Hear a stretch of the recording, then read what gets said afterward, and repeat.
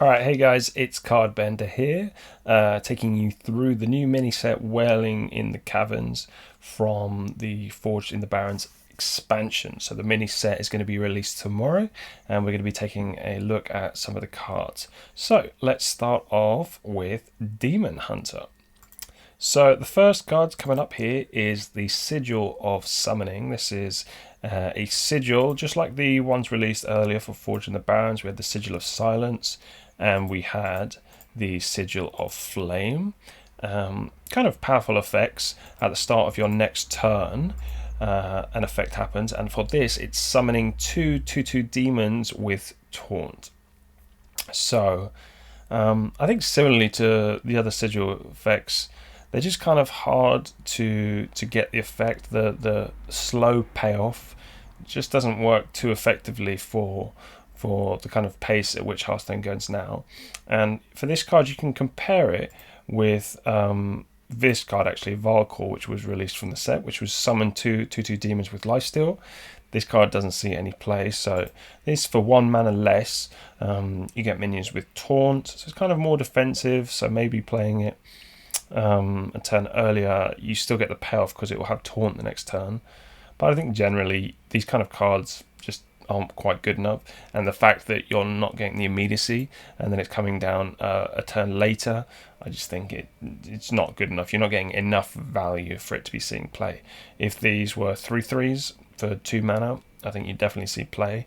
You are getting 4/4 worth of stats, but I think it's still just not good enough, and there's not really a deck that can benefit from the payoff of this.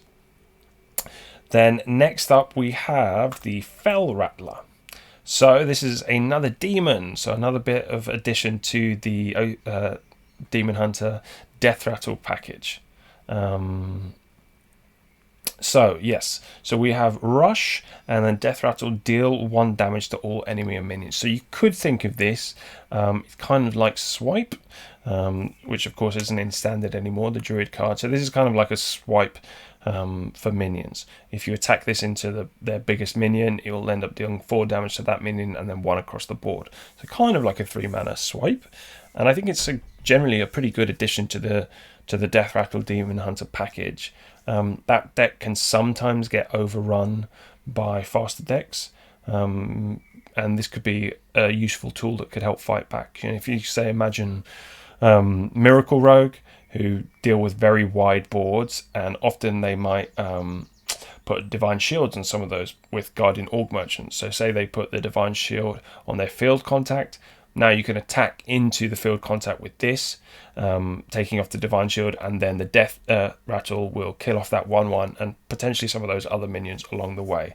Or similarly, if you attack this into something else, it will take off the Divine Shield, and then maybe you can use your hero power. So I think a really powerful tool, and helps Death Rattle Demon Hunter fight back on a wider board, separate from just using their weapon. Sometimes they use True Aim Crescent to let their minions attack 1 minion, and they can have a quick impact. And some of them have Rush too, if they're playing the Murlocs. But I think this is a really good tool that can help fight back against a wider board. Maybe even doing some damage against like a Gibbling Druid, against Token Druids. I think this is a really, really good sound addition to Death Rattle Demon Hunter. And I think in addition to this, let's talk about, I'm going to dip down and go straight to one of the neutrals. This is another 3-drop addition to the Death Rattle package. So this is Devouring Ectoplasm, a neutral, so you might see this kind of tempo card in other decks, but in particular for Death Rattle Demon Hunter, I think it's going to be really good for making stickier boards. So this is a 3/2 with Death Rattle summon a 2/2 Adventurer with a random bonus effect. Now, all of these adventurers, they're just kind of the basic stats that you might have if you're making a Kazakus Golem. So the first part. So Poisonous, Taunt, Spell Damage +1, Wind Fury, Lifesteal, Stealth, and Rush. So more or less the same kind of. Obviously, you don't get the Wind Fury with the Kazakus Golem. And I think maybe the Spell Damage comes as a secondary effect with Kazakus Golem 2, but kind of, just the basics of what you would have as a 2/2 body. So just pretty solid. This works out as 5-4 in stats overall. And in particular, I think the stickiness will be really useful for Death Rattle Demon Hunter. Previously, they have been, say, running the Death's Head Cultist. This minion, the 2-4 Taunt, Restore Health, 4 health to your hero, which is fine. It's like a solid minion, and the health can be sometimes useful with a class who attacks with their face, often against big things for trading. So the health can be useful, but I think much better is this minion for stickiness. And then if you combine that with the Rattler, now you've got two really good 3-mana additions to the Death Rattle package, which really makes, in fact, the Razor Ball pop off much better. But also the Beast Hunter too. But I think these are really good additions that will help make the Death Rattle Demon Hunter package better. What's really good about the stickiness is now you might have a Razor Ball.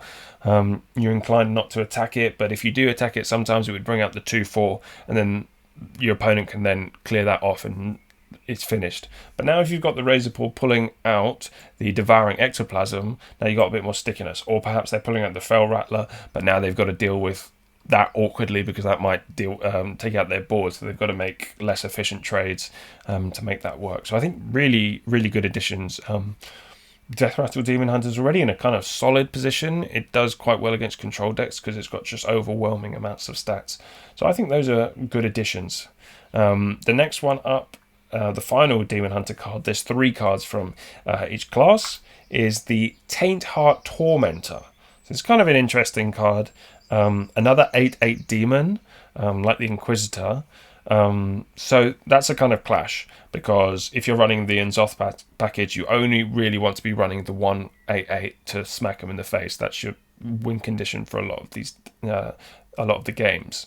If you're not overwhelming them early, and say you're playing a priest, then having the 8/8 Inquisitor or philosophing it to get an even bigger demon, that's how you win the games. So in general, this kind of doesn't match. It's got taunt, so it does have some impact on the board, and it's got this interesting effect of your opponent's spells cost 2 more. So if you got a couple of these down, you'd be insane, but you'd already have won the game if you get a couple of these down because they're such big bodies.